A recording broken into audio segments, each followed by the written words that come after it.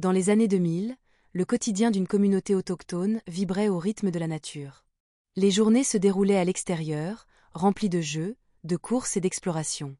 Les enfants grimpaient aux arbres, couraient dans les champs, et restaient dehors jusqu'à la tombée de la nuit.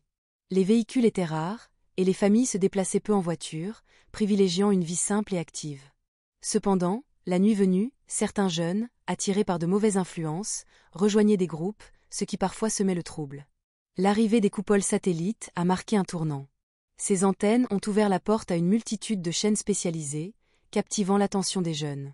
Faute de supervision, ils se sont peu à peu tournés vers les écrans, délaissant l'extérieur. Les jeux en plein air, les rires dans les bois, et les activités communautaires ont cédé la place à une fascination pour la télévision. Ce changement a eu des répercussions profondes.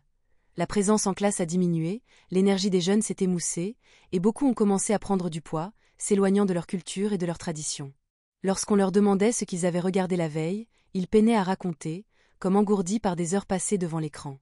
Aujourd'hui, cet engourdissement s'est amplifié avec l'essor des jeux vidéo en ligne, des plateformes de streaming et des réseaux sociaux. Les jeunes s'isolent davantage, absorbés par un monde virtuel.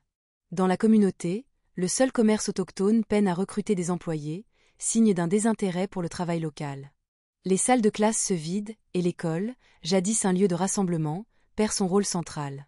Quel avenir attend ces jeunes ?